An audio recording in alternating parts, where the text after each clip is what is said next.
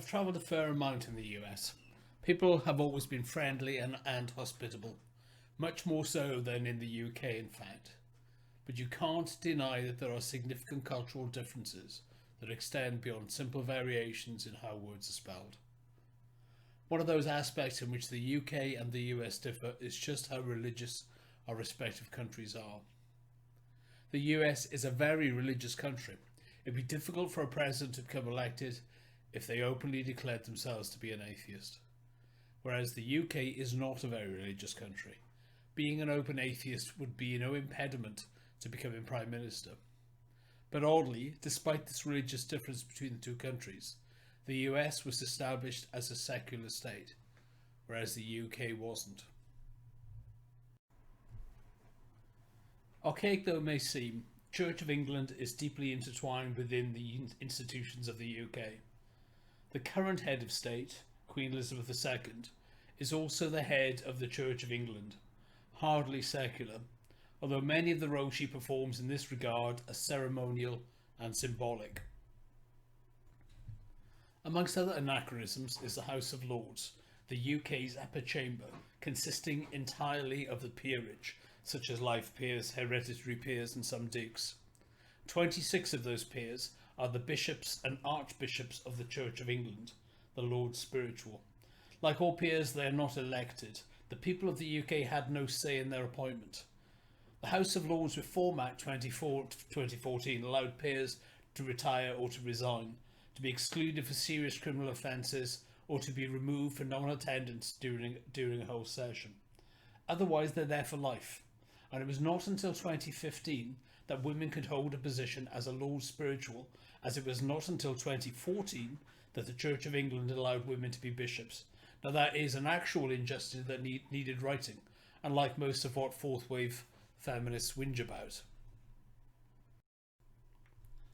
State schools in the UK are not secular. They are required to provide a daily act of worship which must be wholly or mainly Christian in character. Given the large number of people of other religions, exemptions are granted, and heads have often found workarounds to accommodate the religious makeup of their schools. No such accommodation is or ever has been made for the non-religious. At my secondary school in 70s Wales, every morning assembly was a religious assembly. They even invited the Gideons in to preach to us and hand out little black Bibles. The parents were not consulted, nor were the children.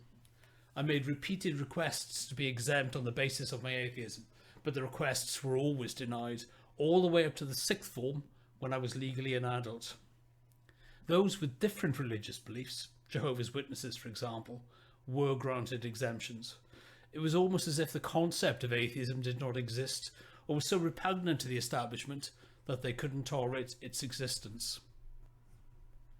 To make things even worse, in the UK, faith schools are frequently state funded, although some independent schools may also have a religious character. In theory, faith schools must admit applicants from other faiths or non-faiths if they cannot fill all their places. In reality, faith schools act as a way for a school to select solely on the basis of faith and to segregate children along religious lines. Why is this a good thing? The BBC, the British Broadcasting Company, is a media organisation that is established under a royal charter, primarily funded by an annual licence fee which everyone has to pay if they watch live TV or the online service iPlayer. Yes, you heard me right, to watch any live TV programme, not just those produced by the BBC itself. The BBC has huge amounts of religious programming on its TV and radio channels. In particular, it has a radio spot called Thought for the Day at about 7:50 AM on its flagship radio news programme Today on BBC Radio 4. The BBC invites the religious to air their thoughts online. Rarely do they invite the non-religious. It would seem they don't have thoughts. Despite the UK having religion embedded within its institutions, the general population are usually not religious. Church attendances are low. Regular churchgoers teeter at about 14%, and 2% for young adults.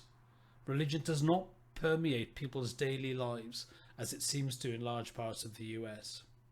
Acceptance of evolution is high at circa 68%. Creationists are a minority, circa 16%, although that seems rather high to me.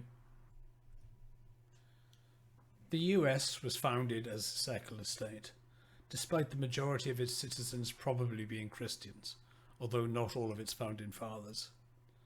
The First Amendment to the US Constitution states, amongst other things, Congress shall make no law respecting an establishment of religion or prohibiting the free exercise thereof. Now, to me, these are beautiful words.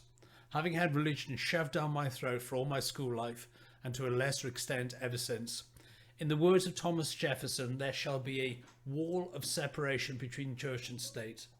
This has been interpreted to mean freedom of and freedom from religion. Simply put, the state may not sponsor any religious belief.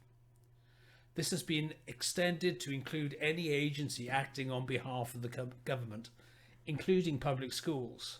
This is in stark contrast to the UK, where worship itself is mandated in public schools. Of course, in practice, various groups, especially Christian fundamentalists, are constantly probing the boundaries of the First Amendment. For example, rebranding creationism as intelligent design. So the US is a secular country, but what about the population as a whole? As previously stated, successive presidents have always used religious language. They have to establish their credentials as being openly and specifically Christian. Who knows what they believe in private, but publicly they must wear their Christianity on their sleeve. No one would elect a president who is openly non-religious or who professed a different religion, Islam for example. If a potential prime minister started talking about God, the British population would feel a little embarrassed for them. Figures suggest that approximately 40% of US citizens attend church weekly, although this naturally varies state by state, with Alabama reporting approximately 55% and Vermont reporting approximately 21%. Evolution in the US is a hot button issue.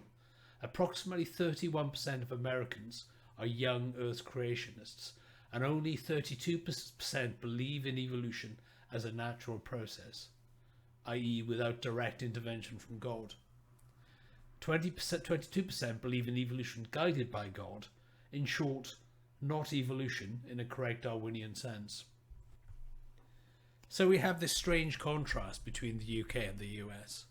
Superficially, with all the trappings of state Christianity, you'd expect the UK's population to be hyper-religious, but they aren't. And with the proper secular nature of US institutions, you'd expect it to be an irreligious country, but it isn't. I envy the US and its constitution. Separation of church and state is a good thing, both for the religious and the non-religious. But is it better to live in a secular country which is very religious, or a non-secular country which isn't? Overall, I think I prefer the UK to have a constitution. The problem with the UK, apart from the state-mandated worship, is that there is no recourse when any state agent, government, teacher, etc. oversteps even very generous boundaries that currently exist. As an example of this, in my nephew's own non-faith primary school, a Roman Catholic teaching assistant one day decided on her own initiative to lead the class in prayers, presumably while the teacher wasn't present. There is no legal recourse in the UK for this sort of entitled behaviour. In a secular state there would be. So yes, secularism is a far better system than one in which state and church are intertwined.